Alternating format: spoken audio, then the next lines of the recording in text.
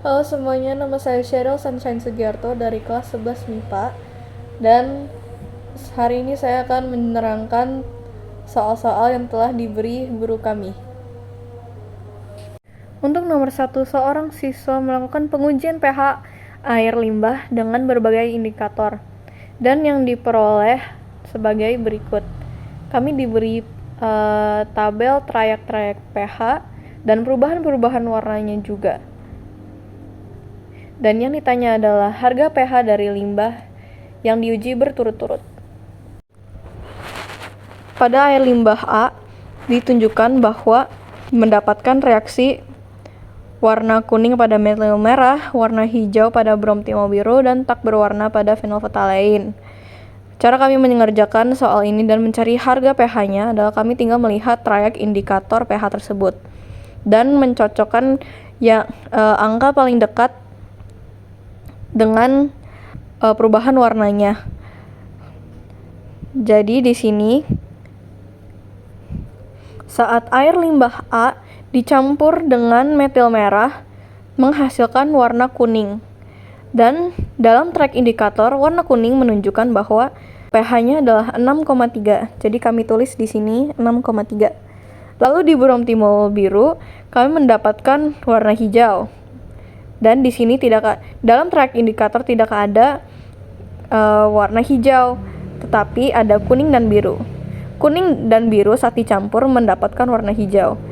Jadi pH-nya adalah di tengah-tengah. Jadi kami menulis 6 dan 7,6 dan menggambar tabelnya seperti ini.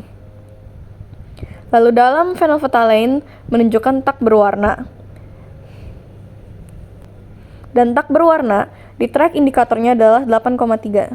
Jadi kami menuliskan 8,3 di sini.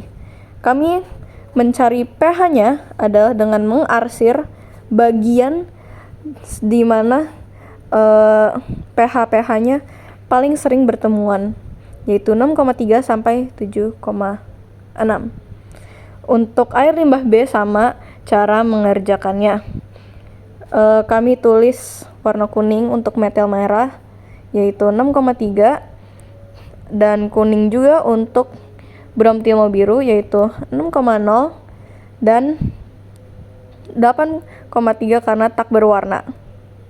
Dan kami mengetahui bahwa yang paling banyak diarsir adalah bagian di antara 6,3 dan 8,3. Untuk nomor 2, kami diberi sebuah larutan yang memiliki pH 6,0 sampai 7,6 dan kami ditanya perubahan warna larutan dengan indikator metil merah, bromtimo biru, dan fenolftalein. Dan di soalnya kami mendapatkan tabel dari indikator-indikator warnanya. Dari tabel di sini kami tinggal mencocokkan yang mana yang paling dekat pH-nya dengan pH yang kami miliki, yaitu 6,0 sampai 7,6. Untuk reaksi perubahan metil merah adalah kuning, karena 6,3 paling dekat dengan 6. Lalu, untuk reaksi bromtimo biru, kami mendapatkan warna hijau. Mengapa? Karena pH yang kami miliki sama dengan trayek pH yang dimiliki oleh bromtimo biru. Ketiga adalah fenolftalein. Kami mendapatkan warna tak berwarna karena paling dekat dengan 8,3. Pada nomor 3, kami mendapatkan soal melengkapi persamaan reaksi ionisasi asam dan basa. Untuk A, kami mendapatkan reaksi HCOOH. Maka kami tinggal memisahkan HCO dan OH-. Pada B adalah H2SO4. Maka kami mendapatkan reaksi 2H plus SO4-2. Yang C adalah HNO3.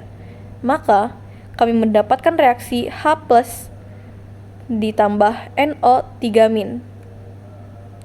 Pada D, kami mendapatkan NH4 OH. Maka reaksinya kami pisahkan dengan OH-nya, yaitu NH4 plus ditambah OH-. Dan untuk BaOH2 kami mendapatkan reaksi Ba2 plus ditambah 2 OH-. Untuk nomor 4, kami akan mencari asam dan basa konjugat sebuah reaksi. Cara kami menentukan yang mana asam dan basa dan mana yang asam konjugat dan basa konjugat adalah melihat dari partikel hidrogennya. Molekul manapun yang memiliki hidrogen lebih tinggi itu adalah asamnya. Untuk A, kami bisa melihat bahwa reaksi H2O plus NH3 sama dengan NH4 plus ditambah OH-.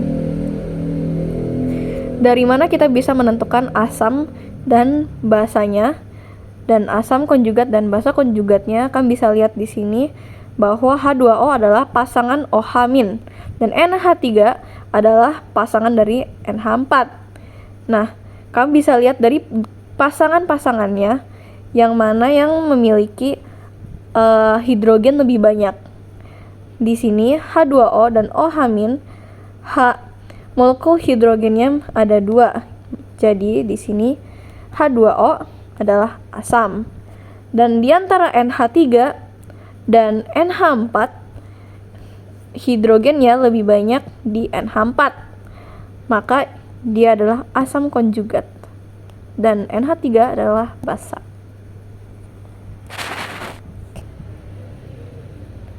Di sini kami bisa lihat bahwa H2PO4- ditambah H2O menghasilkan H3PO4 plus OH-. Kami bisa lihat bahwa H2PO4- adalah pasangannya H3PO4. Maka kami bisa lihat di sini bahwa hidrogennya lebih banyak di H3PO4. Jadi di sini adalah asam konjugat. Sisi kanan adalah konjugatnya, sisi kiri adalah asam dan basanya. Sama dengan H2 dan OH-. H2 adalah asam, OH- adalah basa konjugat. HPO4 2- plus H2O sama dengan PO4 3- plus H3O plus. Dan kami bisa lihat di sini bahwa HPO4 2- adalah pasangan PO4 3.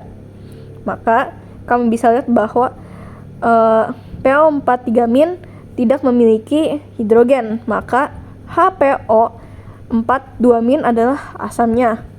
Dan H2O berpasangan dengan H3O+. Maka kami bisa lihat bahwa H3O memiliki hidrogen lebih banyak. Maka adalah asam konjugat dan H2O adalah basa.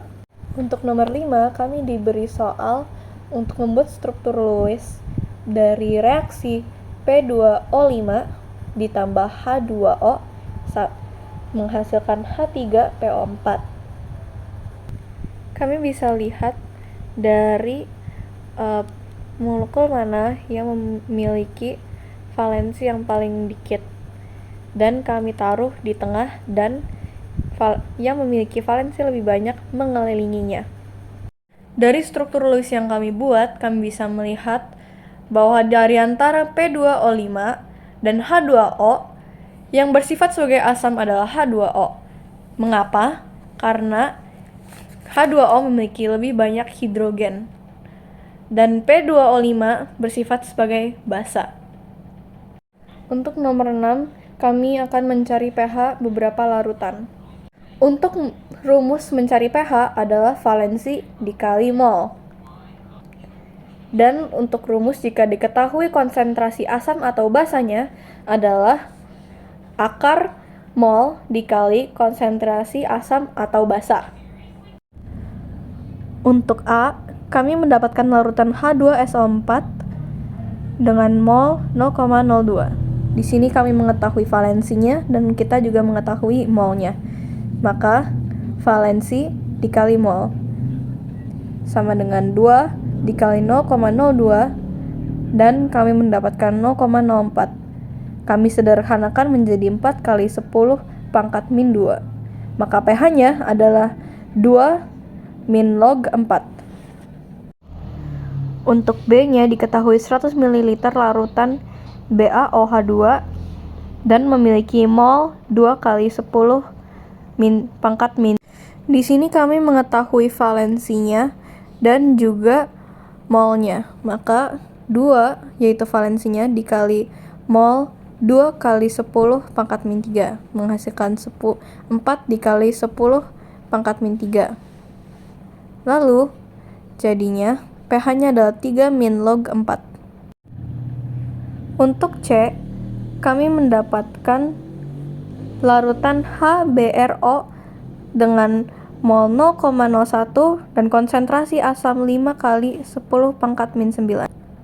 Maka kami bisa menerapkan cara akar mol dikali konsentrasi asam, yaitu akar 0,01 dikali dalam kurung 5 kali 10 akar min 9 pangkat min 9. Dan kami bisa sederhanakan 0,01-nya menjadi 10 pangkat min 2. Lalu dengan perhitungan kami menghasilkan 3,9 dikali 10 pangkat min 3. Maka pH-nya adalah 3 min log 3,9. Untuk D, larutan NH3 memiliki mol 0,01 dan konsentrasi basa 10 pangkat min 4. Maka POH-nya adalah akar mol dikali konsentrasi basa dan dengan perhitungan yang kami hasilkan di sini, kami mendapatkan 10 pangkat min 3 untuk POH-nya. Dan sekarang kami akan mencari pH-nya dengan 14 dikurangi POH-nya, yaitu 14 dikurangi 10 pangkat min 3, yaitu 13,999. Untuk nomor 7, larutan suatu asam lemah Ha memiliki mol 0,5, mempunyai pH yang sama dengan larutan H2SO4 dengan mol 0,02. Tentukan harga konsentrasi asam Ha tersebut dan berapa derajat ionisasinya. Di sini kami mengetahui bahwa larutan Ha sama dengan mempunyai pH yang sama dengan larutan H2SO4. Maka kami bisa membuat sebuah perbandingan atau persamaan. Maka setelah kami membuat persamaan atau perbandingan tersebut, kami mendapatkan akar Ka dikali Ma sama dengan valensi dikali Ma. Dan yang kami cari sekarang adalah konsentrasi asam sang Ha. Maka kami tulis di sini akar Ka dikali 5 kali 10 pangkat min 1 dan 2 kali 10 pangkat min 2. Agar akar dari Ha ini hilang, kami pangkatkan 2. Maka kami dapatkan konsentrasi asam dikali 5 dikali 10 pangkat min 1 sama dengan 1,6 dikali 10 pangkat min 4. Maka Ka sama dengan 1,6 dikali 10 min 4 dibagi 5 kali 10 pangkat min 1. Dan hasilnya adalah 3,2 dikali 10 min 3. Itulah penjelasan dari semua soal-soal yang diberi oleh guru kami. Terima kasih. Thank you for watching. God bless you.